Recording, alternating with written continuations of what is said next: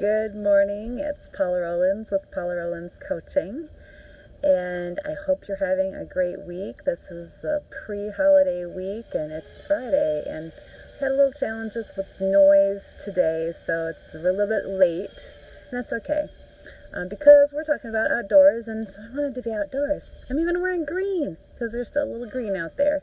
It's getting into fall. And we're going to be changing our habits if you haven't already. Schools are starting, and Labor Day is kind of that transition piece. And a lot of people spend time outdoors. So I wanted to talk a little bit about that fresh air.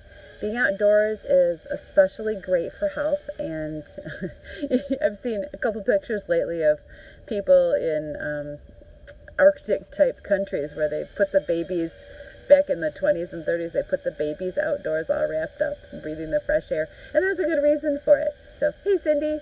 So I wanted to talk about that. And frankly, I've been struggling a little bit with the outdoors, with fresh air, because I've been struggling with a broken toe for the past 3 weeks. And so my habits have changed. I am still getting outside, but not in the quantity that I was. And I was really noticing the difference in my mood, in my mindset, in how I was going about the day, and in looking into that a little more deeply. I know a lot about that, but at the same time, in looking into it more deeply, it totally makes sense now. And now I can re-gear, oh, okay, I know what I need to do. So if you are noticing anything with yourself on, not necessarily now, but anytime, you're noticing your mood starting to shift and you starting to be a little bit lethargic, or unmotivated, or more doubtful, questioning about things, most likely getting outside and getting some fresh air. More noise. That's an airplane. It's a little two-seater. Anyway, you'll have a chance to get outside, and you'll notice that you'll be able to switch your frame of mind. So what is it about that? The oxygenation is, of course, much higher, and you can enhance that inside too, because a few months from now, a lot of us are going to be hunkered down indoors. And you can do that by bringing plants inside, because plants create more oxygen in your environment, and they also take in carbon dioxide.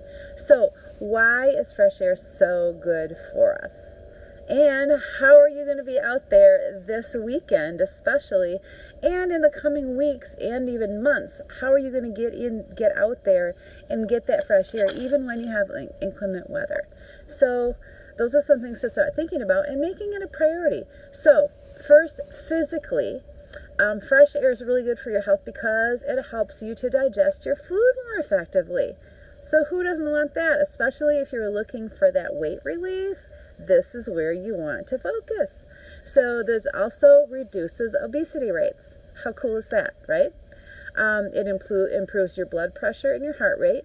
And for those of you who are on blood pressure medication, why can't I say that today? Blood pressure meds, this is something you may find if you get out on a regular basis and get that fresh air. You may, when you go to your doctor, find that your blood pressure and heart rates are more consistent, and you might not need as much medication. Awesome. It also strengthens your immune system, and that's not just by digging in the dirt for that great bacteria. It strengthens your immune system because there is airborne stuff that comes in, and there is bacteria in the air that's good bacteria. And it also brings in healthier elements that help you exude the toxins in your breath and in your sweat if you're working out. So those are some physical ways that it helps you physically with your health, just by breathing in. And also, when you get into talking about the lungs, that helps your airways to more fully dilate. Fresh air versus indoor air or stagnant air helps. It's harder to take that in. The molecules are different. So when you get outside, you get some cleansing breaths, and I mean really cleansing breaths, because as you dilate the airways in your lungs more fully, then your lungs can release toxins that are being stored in your body, most likely from your lungs, but comes through others. Hi, Sarah. So, and then also, being in fresh air changes your emotions. It makes you happier. You have less stress response type. And we're talking a lot about stress less life. And especially this month, I'm going to be focusing on stress and oxidative stress. So the emotional stress and the physical stress and the oxidative stress on your system. We're going to be talking about this all through September. So by increasing those positive emotions, by being outside, you are experiencing less stress, so you have less stress behaviors. That's overeating, that's smoking, that's generally holding tension. If you notice, like right now, if you take a deep breath, inhale, and then exhale and let your shoulders drop, and you may notice that even while you're watching this, you were holding your shoulders in a slight tension. So that tension, as you are outside getting fresh air, that tension releases.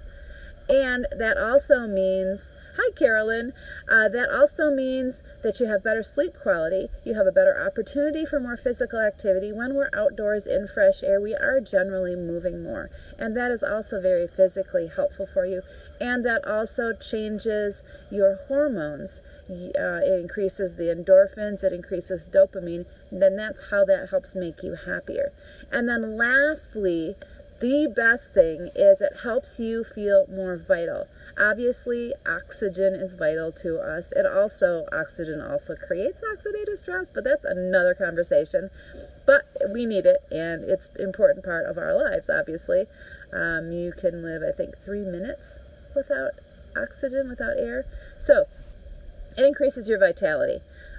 They've actually done research on it, and spending time in fresh air, particularly surrounded by nature, increases the vitality in 90% of people. So the likelihood that you're going to be one of those 90 is pretty high. And you can help make that intentionally happen for you by improving the quality of the fresh air that you're breathing where you're going. So we have had, this last week we went to Hagerman Pass, and I could not, I've got this little injury thing going on. But hi Kimberly, but we're still getting out, and we're doing some four-wheeling now. Of course, four-wheeling is not as good oxygen because we're actually burning some fuel, I know, but we're getting out, really out in the boonies, where I wouldn't be able to walk generally, or definitely hike right now. I can't hike at all right now. I'm almost back to walking, but being out there, and then 2 weeks before we went out for a couple of days and we're camping. So we're around trees. So trees, plants, as I said before, plants exude oxygen. They create oxygen. They take in carbon dioxide. They also filter the air for a lot of the pollutants. So being out, the quality of the fresh air that you get is also really, really important. And by being outside, choose some areas. And it can be in your yard. You can see I have some green around me. If you don't have a yard, if you're in a condo, or if you're in an apartment, or if you're in the hospital, if you have a loved one in the hospital, see what you can do. Most hospital windows or corporate office windows don't open these days. If they do, that's beautiful. If they don't, make a point of spending time, get that person, if they're at all ambulatory, if you can get them in a wheelchair, or even, I know for hospice settings, they even have rooms where they have patios where they can actually wheel the whole bed outdoors. This is huge for the health of the person who is breathing in air, to be able to have that outside air. And of course, when that gets into winter, it's nice to go outside, even if it's snowy, even if it's particularly rainy. I know down in the south right now around Florida, we're looking at hurricanes. So there's still an opportunity. There's a lot of stuff blowing around. People have allergies right now, but find a place where the particulates, those particles floating in the air, are a little bit lower, and you're still going to be able to be outside so you can get some fresh air. And then again, look at some houseplants. I just posted something, I think yesterday, on some top houseplants to put in your home. So even when you have the windows and doors closed, because you have to for the particulates, for those who have the allergies or just sensitivities. I've been sneezing a lot more too. And even when you have those doors closed, those plants are going to help create that fresher air. And put one near where you're working or where you sit a lot, so that it can start to process the carbon dioxide that you're pushing out and give you back some nice fresh oxygen.